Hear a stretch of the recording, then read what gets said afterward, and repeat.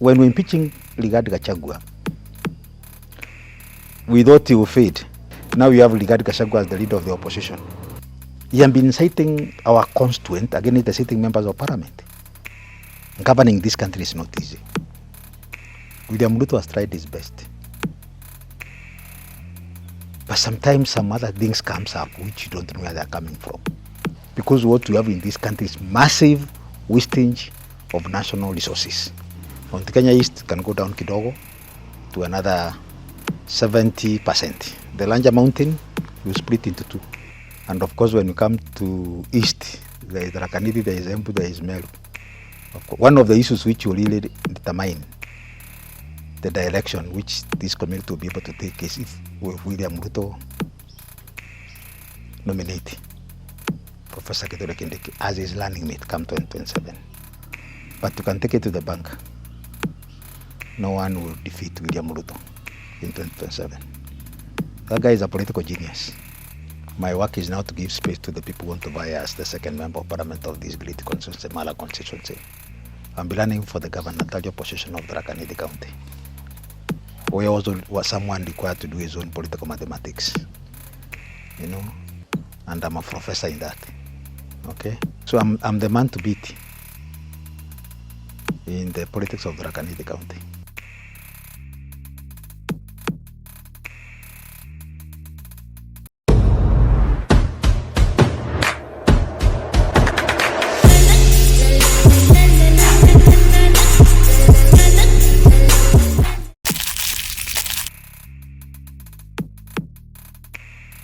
Well,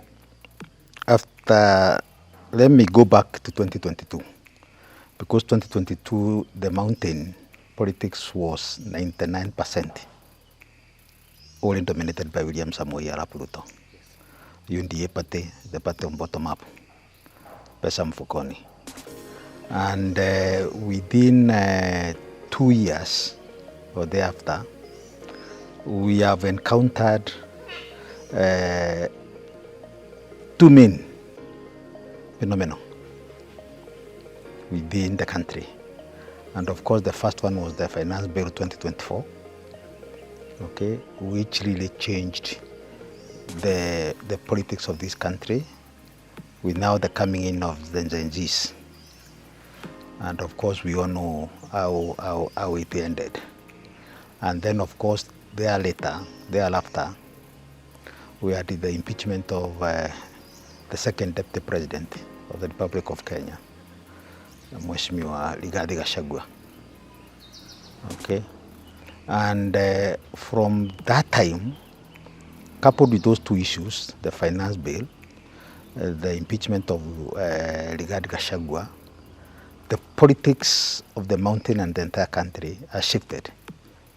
Because initially we had Raila Amolo Odinga through his Azimio Party coalition being the dominant opposition coalition in the country. But we are aware that immediately after the Gen Z revolution, the President of the Republic of Kenya, William Samoei Arap Ruto,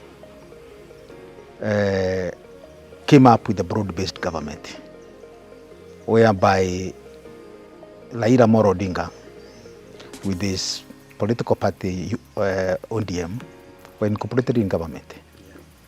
And of course, there are also some other people from the mountain, 3 or 4 CSs who are also equally brought on board cutters of the broad-based government. And of course, then there was the impeachment of Rigathi Gachagua, who now became the face of the opposition in the Republic of Kenya. And since Rigathi Gachagua comes from the mountain, we have seen the change in the political landscape of the mountain. But of course, at the same time, we also need to celebrate the appointment of His Excellency the Deputy President, Professor Kindiki, who fortunately hails from the Rakanidi County and this side of the mountain. Okay, so of course it also brought in new dynamics in the political setup of the country, and of course the mountain, because with just a high-profile appointment, the people of the Rakanidi, the people of Mount Kenya East, the people of mountain felt yes, and they remained thankful to His Excellency the President for, in his own wisdom, finding it fit to appoint or to propose Professor Kindiki being the third Deputy President of the Republic of Kenya. Of course, there are some different situations. The reception of the appointment of Professor Kindiki was highly celebrated in Tharaka Nithi County and of course Mount Kenya East. But of course, from where I sit, the people from the other side of the mountain, of course, did not take it as enthusiastically. They were not so much as enthusiastic as the people of Mount Kenya East, because for the first time in history, this is the first time we had an opportunity of having a number two in the government. Secondly, I can say that when we impeaching Gachagua, we thought he would fade within 2-3 months later. But Gachagua has turned out to be an extremely very toxic character within the politics of Mount Kenya. He decided to push the agenda that he is the de facto leader of the Mount Kenya regions. Okay?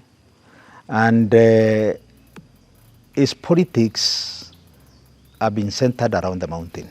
First of all, to galvanize the mountain and become the king of the mountain. He has a very powerful tongue,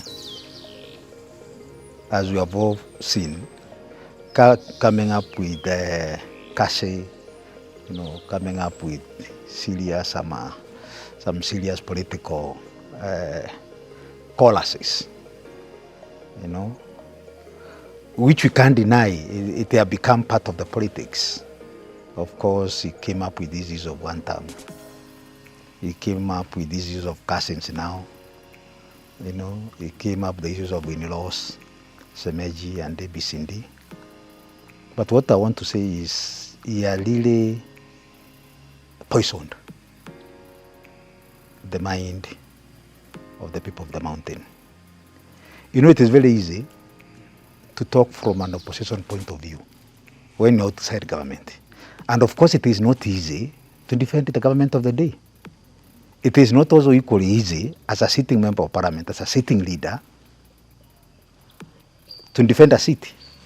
That's why more often than not, you normally find that there is usually a very high turnover of the elected leaders, because the burden of the community, the burden of the society is less with the people, with the elected leaders, be it from the MC all the way to the president.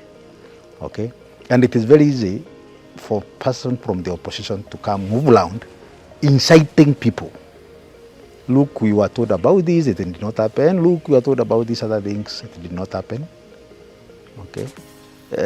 So Rigathi Gachagua has really taken advantage of some of the gaps which have been there in terms of delivery of service to the people. Okay? You also need to appreciate that we overpromised Kenyans when we are campaigning in 2022. Hence, leading to some level of dissatisfaction.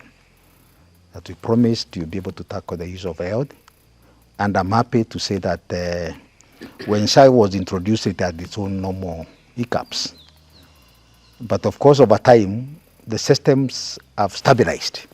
And now Kenyans have started gaining, realizing the fruits of SHA.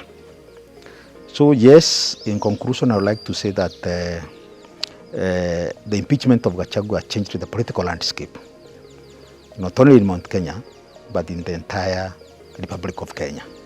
He has teamed up with the other guys in the opposition, like in Wiper, led by Kalonzo Musyoka. You have seen him with Netembea. You have seen him with Wamalwa, and of course the latest entrant in the politics of opposition is Matiang'i. Okay, so yes, the opposition has now shifted from Raila Amolo Odinga, and of course to these new kids in the bloc who are moving in, inciting people, sometimes extremely very abusive to His Excellency the President and the entire leadership. Okay, but I want to believe that as a Kenya, sometimes you overstress the democratic space, which our people really enjoys. Yeah.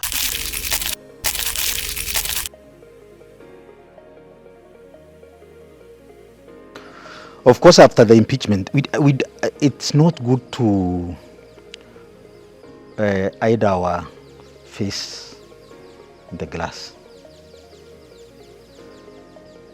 The mountain has been divided because Gachagua and his opposition politics, they have really been instrumental in dividing the people of the mountain. Okay, because mountain in 2022, 2023, it was only under William Ruto.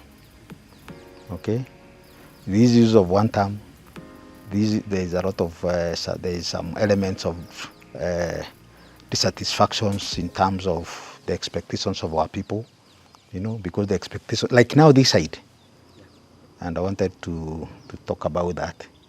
There have been great expectations from the Deputy President. You know, of course, when you get a political leader, people expectations at the roof. Okay, and of course, he's had 8 months in the office, and I strongly believe he will be able to push the agenda of the people so that people can feel yes, because we're here to compare. There was Gachagua 2 years in the office, and there will be Kindiki almost 3 years in the office, up to 2027. Okay, but by and large, initially we are united as one. We are in no opposition from the mountain. Now we have regarded Gachagua as the leader of the opposition. So of course our people are divided. You know, there are people who are pro Kumi Bila Break. Then there are other people who are for one term. Okay. Initially we did not have such terminologies or such divisions, but right now we have them. We have them. I can say that as currently that at almost 50-50. The people who subscribe to 2 terms, and the others who subscribe to one term.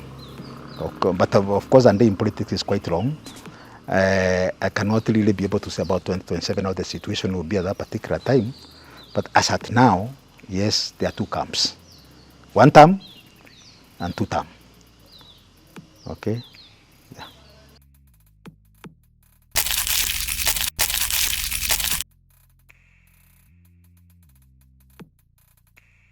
Of course, you know, we can go back to the time of opposition.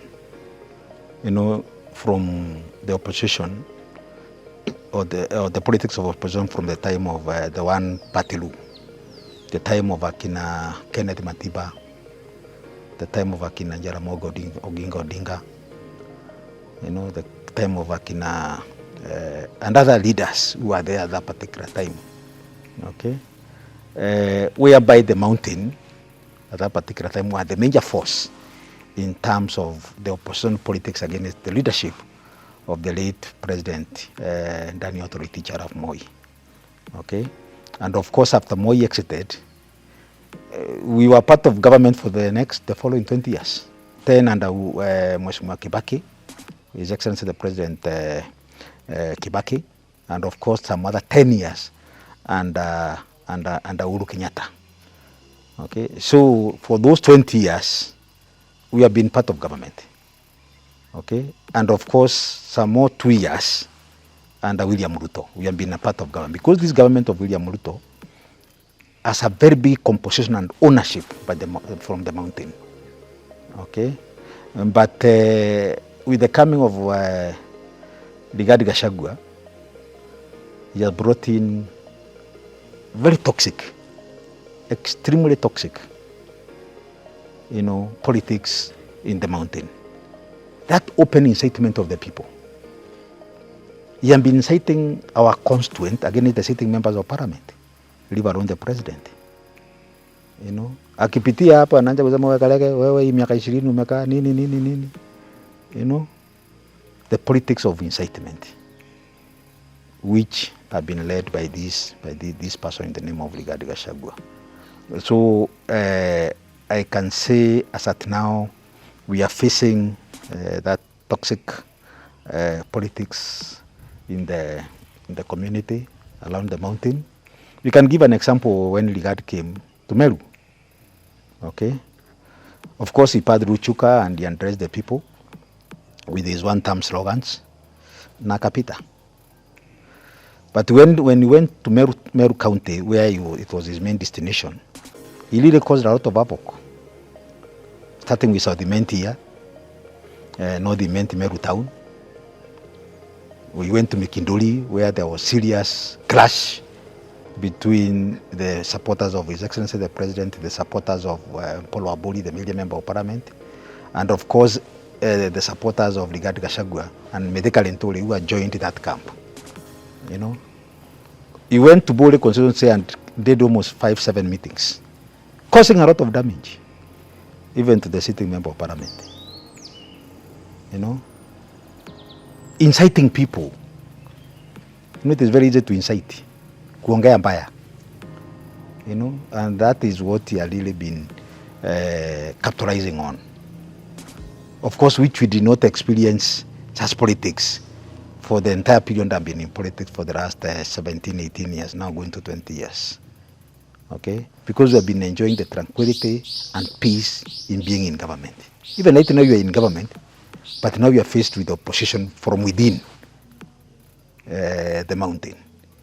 Okay? Because the last time we had serious opposition is when the clamor for the new constitution.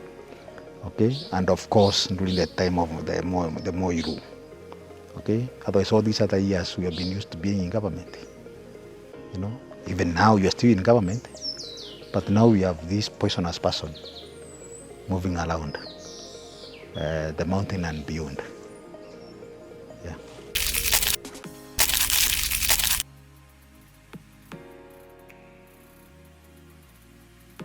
From where I sit, with regard to Gachagua being there, whether you'll be running or not, you'll be a big force to reckon with. So from 90% of votes which you gave to the current President William Ruto, maybe they may go to 60%. Because we cannot really be able to delete William Ruto as a politician, leave alone as a president. Okay? From where we sit now in the Rakaniti County with the Kindiki factor, okay, because why should I lose the position of the deputy president and go nowhere? So we'll also be able to play high-level politics so that we can be able to defend our number 2 slot. So I strongly believe within the Rakanidi we may remain at 90%. And the Lanja Mount Kenya East, we may go to around 70%. Then generally around the mountain, we can talk of maybe 50-50. Okay? We don't know if at all Rigathi Gachagua will be running or not. We don't know if at all he decide to become a kingmaker. But people feel good being in the government. You know? That's why we as people of the Rakaniti County and this Mount Kenya East, we are feeling good being in government. Because now I can text, I can call the deputy president and we pick my course. Okay? And we're also extremely optimistic that the deputy president, together with His Excellency the President, will be able to honor most of the promises which they have done, especially the stored road projects, the stored water project, the rural electrification, because those are some of the issues which people are really clamoring for. So yes, the Rakaniti County, with the influence of the deputy president, Professor Kithure Kindiki, can take it to 90% or thereabout. Mount Kenya East can go down kidogo to another 70%. The Lanja Mountain will split into 2, depending with the circumstances of politics then, where will be Rigathi Gachagua. Because we can't handle it. I can tell you, as members of parliament from the mountain, we are no longer in the comfort zone. We are no longer in the comfort zone. We are sitting on the edge. You know, kwa sababu mwananchi strongly believe that we are not so much sensitive to the issues. Especially our first intent was on finance bill. Of course, the other issue was the impeachment. And of course, now come the other day of the 25th June, first anniversary of the Gen Zs. Those mandamanos did not leave us in a more safer place at the people of the mountain, because there was also, it was portrayed that the riots, the demonstrations was the preserve of the mountain, you know. And of course, there was that notion that the properties which were destroyed were the property of the people of the mountain.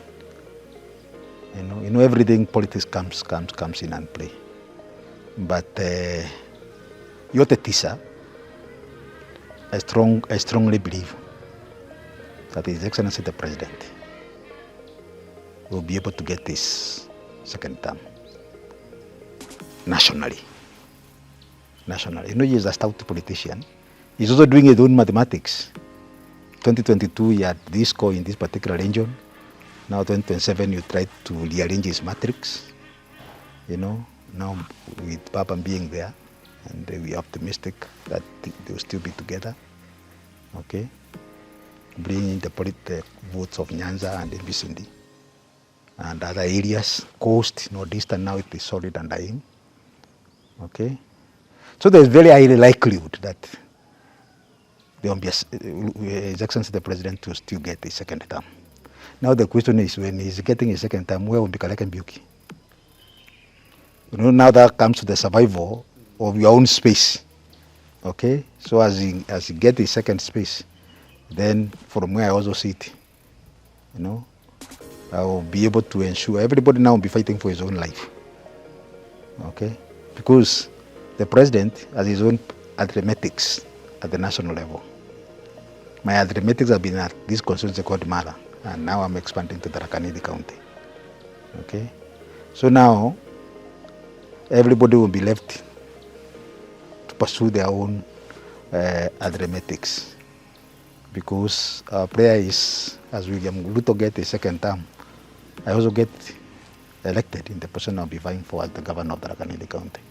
And of course, each and every member of parliament, many of them which are serving their second term, they are also looking forward to being re-elected. So hapo itakuwa tu balancing kucheza hivyo, you know, so that because once you lose. Okay, so it'll be a politics of survival. Okay, as president plays at the national level together with his deputy, then of course, kama ni MCA will play at his ward level, MP will play at the constituency level, woman left, senator, governor will be playing at the county level. Okay, but you can take it to the bank. No one will defeat William Ruto in 2027. That guy is a political genius. I had an opportunity of working with him. You know, so you'll comfortably be able to get re-elected, and of course, we are also extremely very optimistic. Okay, that you still nominate Professor Kindiki as his running mate come 2027, because if I thought that one is kidogo destabilized,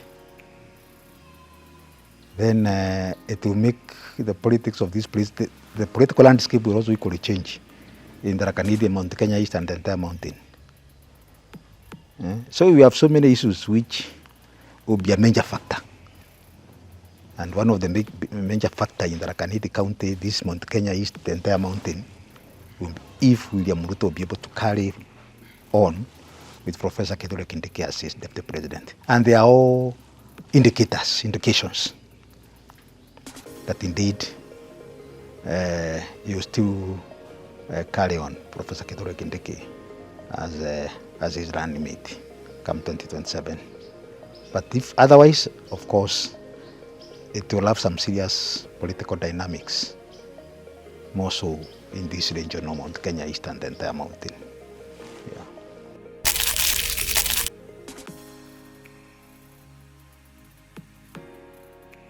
I've just said, from where I sit, the Mount Kenya, there is east and west. And of course, when you come to east, there is Rakaniti, there is Embu, there is Meru. One of the issues which will really determine the direction which this community will be able to take is if William Ruto nominate Professor Kindiki as his running mate come 2027. If we do so, and I strongly believe we will do so, because Professor Kindiki has really come out as a strong ally, a serious worker, someone who has gone out of his way to bring also the politics or the leadership of the country together. Gachagua, he was just talking about the mountain. It's like he was the deputy president of the mountain, So the nomination of Professor Kindiki as the running mate come 2027 will be a major factor. Number two, we don't know the fate of Rigathi Gachagua. Will he be running or won't be running? Okay? If you'll be running, of course, you're also going to split the votes of the mountain in a bigger way, especially maybe where he comes from, if you'll be running for the president. But of course, he can't win, because he decided to sideline the other part of the country. Hata kama anatembea, he is moving around with other leaders from those regions, But from the mountain, he can be able to get some sizable number of votes, so it will also be a major factor. If he is not running and he decides to become the kingmaker, of course there will be some serious voter apathy. Okay, many of the people will just continue being with William Ruto, because now when you compare William Ruto with Akina Kalonzo Musyoka, with Akina Matiang'i, I don't know. Majority of our people, I strongly believe they will still be able to remain with William Ruto. Okay, so the position or the slot which Rigathi Gachagua will also be playing will play a very big role. Will he be running or won't be running? Will he be a kingmaker or will be the Barrett himself? Okay. Then of course lastly, it is the promises done by the current government, which I'm part of. Okay. Will we have fulfilled some of these promises? Will we have sustained the hopes and aspirations of our people? Like the way I've told you, where I sit in Maara Constituency, we have serious issues with the Stored Road projects. Such that people expectations with the deputy president, with myself, with the president, is very high, because the president has also come here thrice, promising that these roads will be done. Okay? If you have fulfilled many of these, and people live through hope, if they will still remain optimistic, and they can only remain optimistic if some of these works have started, and they have gone to some extent, we will now be able to enjoy back a lot of support which we had in 2020, 2022. Those high-level promises. Because like they had said, there was over-promises, But William Ruto really tried, Like SHA, it has been a game changer, Housing, you have seen housing project coming up in the entire country.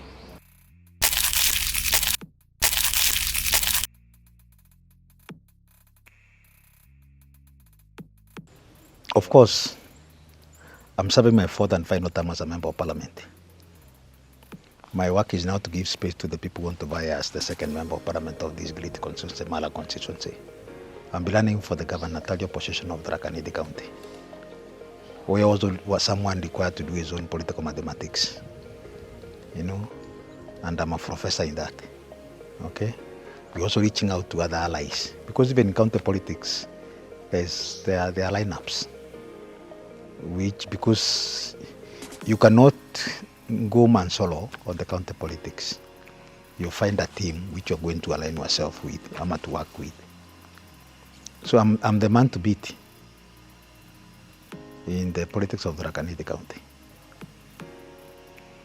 Inshallah. So we are good. We are good. We can't be able to drop the ambition because it's for the betterment of the Tharaka Nithi County residents. We have our governor, the second governor, who is having his second and final term as the governor. So there are high stakes. And of course there are several throats. We have the throat of the deputy president, you have the throat of the president, the deputy president, governor, senator, woman rep at the county level, at the national and the county level.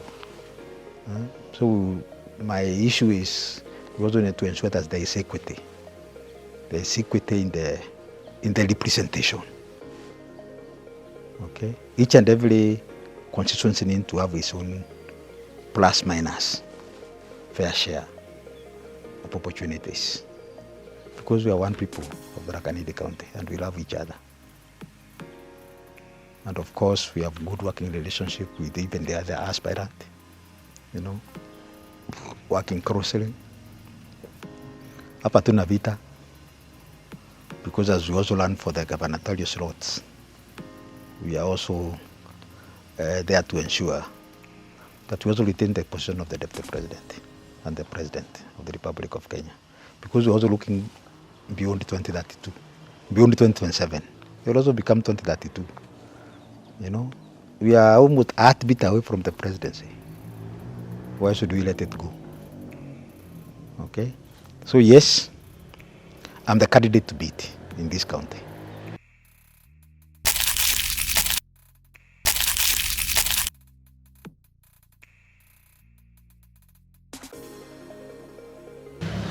Well, we have 4 or thereabout who have declared interest. We have my brother Mheshimiwa Jinji from Tharaka, we have Mheshimiwa Susan from Tharaka, we have Professor Njoka from Chuka, and here I am. Okay, so first is to galvanize from our own polling station, in our own ward, in our own constituency, and how do you align yourself together with the other leaders. Everybody has an equal opportunity to be elected, and like they have said, we are very close friends. No fight, no nothing. Kuja uze share zako kwa mwananchi, and the mwananchi will be able to determine whom they think is fit to become the third governor of this county. And I strongly believe that is me. Yeah.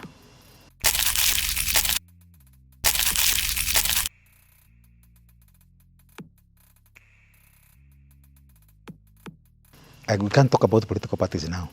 I'm currently under UNDA. Come 2027, you have been changing political parties. I started with KANU in 2007. I went to TNA in 2013. I went to Jubilee in 2017. 2022 was bottom up, pesa mfukoni, UNDA. Let's wait for next year. Because even UNDA may be branded, I don't know. But I will align myself to the party which has the grassroots support. Yeah. I don't want to say I belong to this, but you must listen to the people. Listen to the people, listen to the ground. Where are the people? Okay. And this time round, we may end up having so many independent candidates also being elected. Okay. We cannot deny political parties really give someone an head start, because there are basically some votes which are there for the political party. When some new people come here and they're coming to vote for the president, wanasema hiyo chama ni UNDA, unaenda ukiweka tick tick, ni KANU, unaenda ukiweka tick tick. So for the political party, it will come to pass. It will come to pass at that particular time. For now, I'm in UNDA. If UNDA may be branded, we never know. So we'll align ourselves accordingly. But that's not a major issue. The major issue is we are in our own relation with the people. How are you aligning myself to the wishes of the people. Okay, parties will come and go. I've told you for the last 4 terms, 4 parties. So hata pahali tunaelekea, we don't know. You know, but like the way I've said, the current deputy president has a very big sway, has a very big political space in this county, and of course in Mount Kenya East and the entire mountain, and of course now he's even going beyond. You know, his influence is also being captured or noted in Ukambana and beyond. He's a national leader. So political parties will decide when the time comes, because I don't really know for now. When you join those dots from 207 different political parties now, I can't really say, will I still be running with the UDA when the UDA will it even be there? You know, you are TNA, Jubilee. Yeah. Political party is just a vehicle to make you get to the ballot. But ni lazima uangalie usome ground. So that you can be oriented to the issues on the ground and the reality on the ground. The people who are bright is the common mwananchi there. Hao ndio mambo yote. Saa ingine as leaders, because we are there, you lose touch. Maybe you are corrupted with power. You are not able to lead the sensitive issues with the mwananchi and on the ground.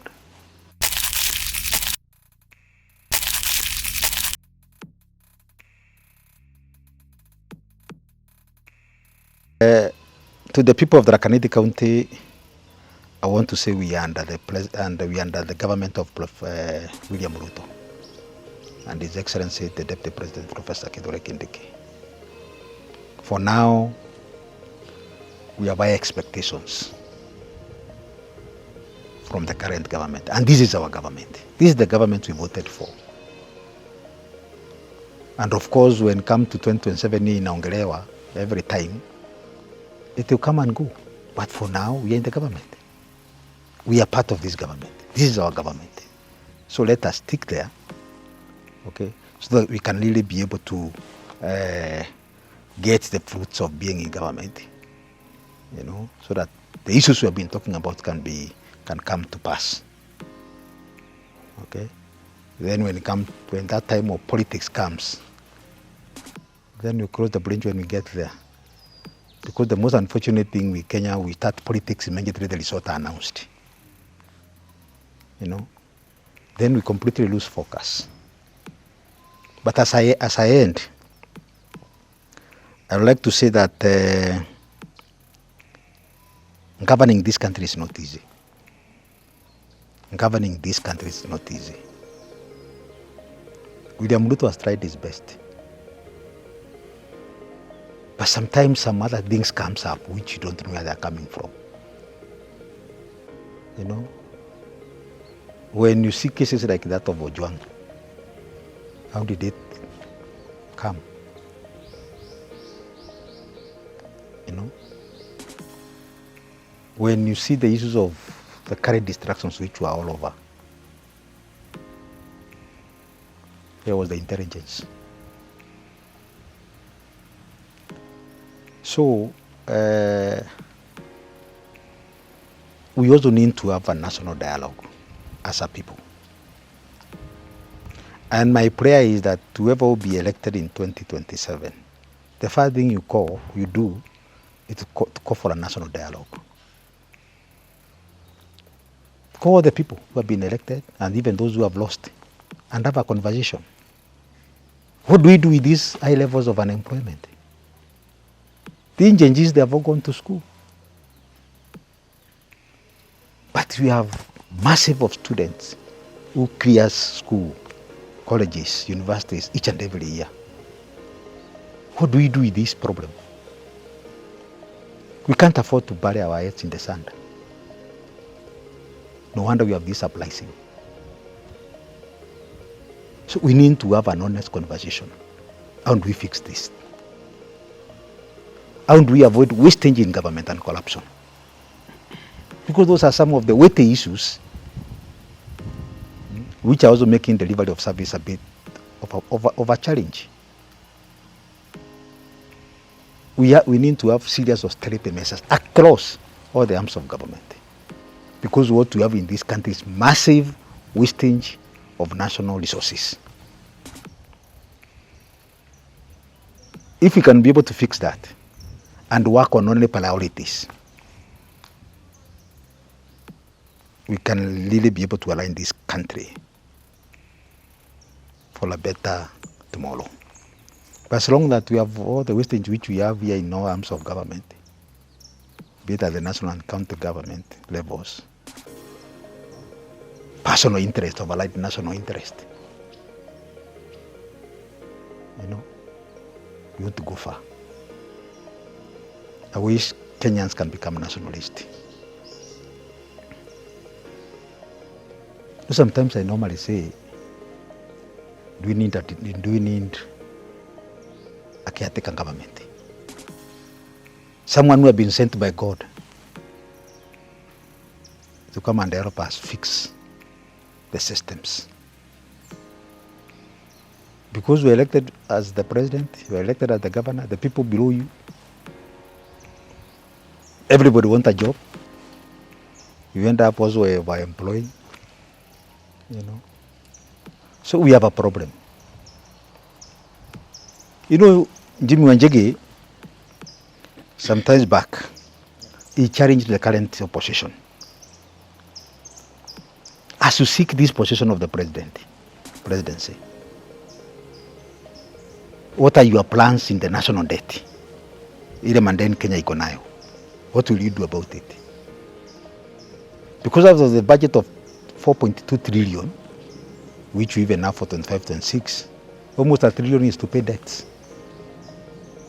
What will remain for development vote is something very little. So you need to have a national discourse and talk as Kenyans and talk as patriots. But if at all it's business as usual, continue burying our heads in the sand, you will end up nowhere. You will be elected the president, but you can't govern. Unemployment, corruption, wastage.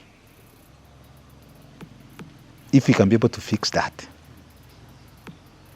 we can be able to take this country level. We also have our representation. Does this country, can it support the 47 county governments? Do we need 349 members of parliament? Do we need to have National Assembly and Senate? Do we need to have all these constitutional commissions with the commissioners having salaries for 6 years? Do we need to have all these structures in this country? Sometimes people have been blaming Uhuru Kenyatta over the national debt. Uhuru Kenyatta was the president who came in to personalize the new constitution, which brought in so many structures. Initially, you had 290 members of parliament. It ballooned to 349, I don't know what. In came senators, in came this and this and this and this. So we have a challenge, and we really need to have a national dialogue, divorcing our personal interest, because the personal interest of people override the national good. Even the people you see now being the opposition moving up and around. Kila mtu anajiuliza hii pesa yote nimetumia hapa kwa campaign, how will I recover it? Of course, recovering it ni lazima utumbukize mikono where it's not supposed to be. So we have a challenge.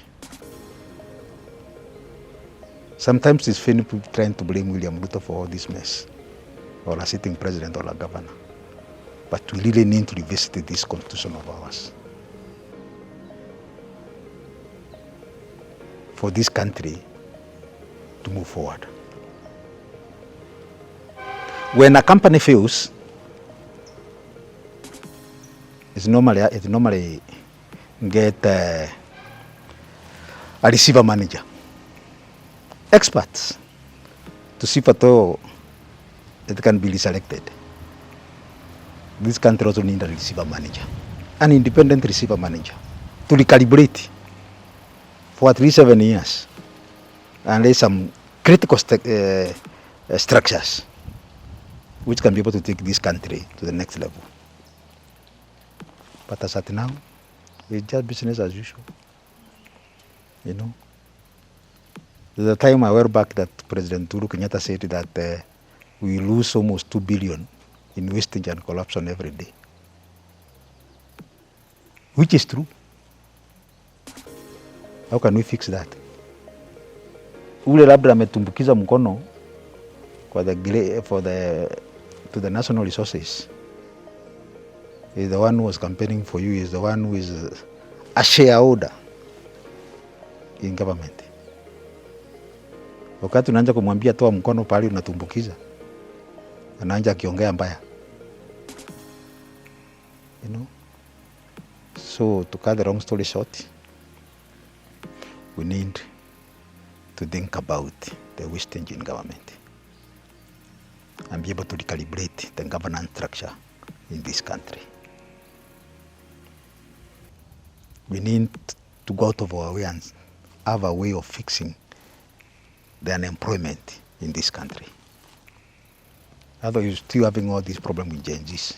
Those people we are seeing marching to Nairobi, many of them are jobless Kenyans, many of them were students. What do you do with those people? So tuko na shinda. But more often we just bury our heads in the sand and say it is well and it is not well. We need to have a national conversation to take this country to the next level. I thank you.